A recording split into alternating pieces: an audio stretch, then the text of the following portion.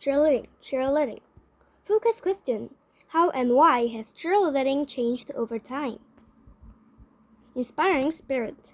50,000 people sit together in an arena to watch their favorite basketball team. The score is tied. Only minutes remain in the game. As the ball soars through the air, a group of people encourage the players from the sidelines. At the same time, they perform synchronized movements. Their uniforms match the uniforms of the team playing on the court. They inspire fans to stand up and join them in supporting the players. As the ball completes its arc, suspense builds. The ball swooshes through the hoop. The people clapping, yelling, and jumping on the sidelines are cheerleaders. Cheerleaders help unite large crowds at sporting events by performing simple motions while chanting sport phrases. If fans can't clearly see the motions from the stands, they can easily copy them. While jumping and clapping to celebrate a big play may come naturally to many fans, cheerleaders can help make them cheer louder. As players try to execute important players, cheerleaders work to raise the energy of the crowd. In turn, the energy inspires players. School-age to professional athletes participate in the sport of cheerleading. Some cheerleaders are members of squads that cheer for sports teams such as American football or basketball team. Other cheerleaders perform clear routines in front of judges as well as their own fans at competitions. The history of cheerleading. Fans have been cheering on their favorite athletes for as long as people have been playing sports. However, it wasn't until the 1880s that cheering began in an organized way. Football fans at one of the oldest universities in the United States, Princeton University in New Jersey, started it all. The words they chanted in unison to support their team became known as the Princeton Cheer. One Princeton graduate brought the concept of football game cheers to the University of Minnesota, where cheers became very popular. In 1898, a University of Minnesota student named Johnny Campbell led the crowd at the home game. His shouts of "Rah, rah, rah, get together, hooray, hooray, Varsity, varsity, varsity, Minnesota," gained him the title of the first ever cheerleader. Soon after, 6 male students formed an official squad. The cheers spread to fans of other teams. Schools across the country formed their own cheerleading squads. At first, only men were permitted to join the cheer squads, which were often called yell squads. Cheerleaders would scream chants to the fans, who then repeated them. In the 1920s, women in the United States gained many important rights, including the right to vote. In 1923, women were allowed to join cheerleading teams. During the 1930s, cheerleaders began to use pom-poms, sticks with lengths of colorful paper attached to one end. Cheerleaders waved them to attract the attention of the crowd. In the 1940s, when many men were fighting overseas in World War II,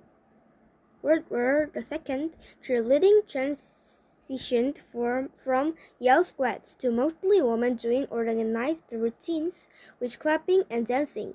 In time, women came to dominate cheerleading. Do you know? Lawrence R. Herkimer, a leader in cheerleading education, invented the Harkey in 1948. To do this classic move, cheerleaders thrust one leg parallel to the ground and bent the other knee backward toward the ground. By the 1960s, cheerleading squads were a familiar sight at schools and colleges across the United States. In the 1970s and 1980s, cheerleaders began adding more complex stunts and dances to their routines. They also began setting them to music. Soon, cheerleading teams were competing against each other in official competitions. During the 1980s and 1990s, cheerleading expanded internationally. In countries such as Norway, Germany, Japan, and Chile, cheerleaders began entertaining fans and supporting teams. Today, the International Cheer Union (ICU) has more than 3.5 million athletes who work to foster the growth of cheerleading worldwide. The ICU plans championship events and promotes cheerleading education. From the sidelines to center stage. Although cheerleading may have started as a way to rouse fans during American football games, it has become a sport in its own right. Today, the United States All-Star Federation (USASF) oversees many cheerleading and dance competitions across the country. All-star cheerleading continues to grow in popularity around the world. In 2004, the USASF began hosting the annual Cheerleading and Dance World Championship, also known as Worlds. Around 11,000 cheerleaders on top teams from more than 40 countries competed at the 2018 Worlds. To qualify, cheerleading teams must first win national competitions. All-star cheerleaders perform 2.5-minute routines that include acrobatics, tumbling, dancing, gymnastics, and stunts. Judges score routines are difficulty, gravity, technique, and numbers of advanced moves.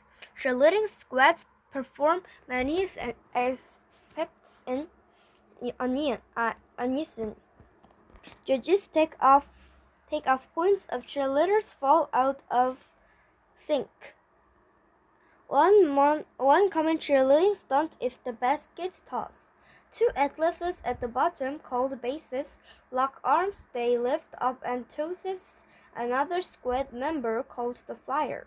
The flyer does a toe touch, herky, or other move. The bases make a cradle to catch the flyer on the way down. Spotters stand in front of or behind the bases. If something goes wrong, they help catch the flyer. Pyramids are another important aspect of cheerleading. A pyramid is a series of connected stunts that ends with cheerleaders on the ground supporting other cheerleaders above them. Cheerleaders are constantly working to learn and perfect challenging moves. Stunt. A new part of cheerleading is stunt. In this sport, two teams play against each other by performing the same routines at the same time. Over the course of 4 quarters, including partner stunts, pyramids and tosses, jumps and tumbling, and team routine, athletes execute challenging technical moves for judges and fans. Joining the squad. Many schools have cheerleading squads, but other squads are performed just to take part in competitions. Youth leagues and recreation centers often have opportunities for young people to join squads. Children sometimes start cheering as young as age 3. 3. Cheerleaders should have certain qualities to be successful. They may be skilled athletes. They often have to lift each other, so strong muscles are important. Many cheerleaders have a background in dance as well. Loud voices help the crowd to hear them clearly. Good memory helps them remember difficult choreography. For crowd-leading cheerleaders, it is important to understand the rules of the sport for which they are cheering. Cheerleaders must also have good timing. They need to respond right away to action on the field. On what is happening in the game when crowds inspire confidence in players. During a timeout, cheerleaders entertain fans. After their team scores, cheerleaders lead sports cheers in celebration. They often perform a long routine set to music in the middle of a game. Athletes often need to try out for high school, college, all-star, and professional level cheerleading squads. The coach or squad captain will want to see their skills in action to decide if they will be a good fit for the team. Executing challenging cheerleading routines take training and practice, along with flexibility and strength. Precision, timing, and focus are all important for cheerleaders to master. The future of cheerleading. Cheerleaders are disciplined and skilled athletes as well as creative performers. They entertain fans and impress judges with dazzling players of acrobatics, dance, and gymnastics. As more and more athletes decide to change into the sport, cheerleading continues to expand around the world. In 2013, the international organization responsible for determining official sports named cheer as a sport. In 2016, the International Olympic Committee recognized the International Cheerleading Union. This is the groundwork needed for cheer to become a part of the Olympic Games. What's next for the sports of cheer?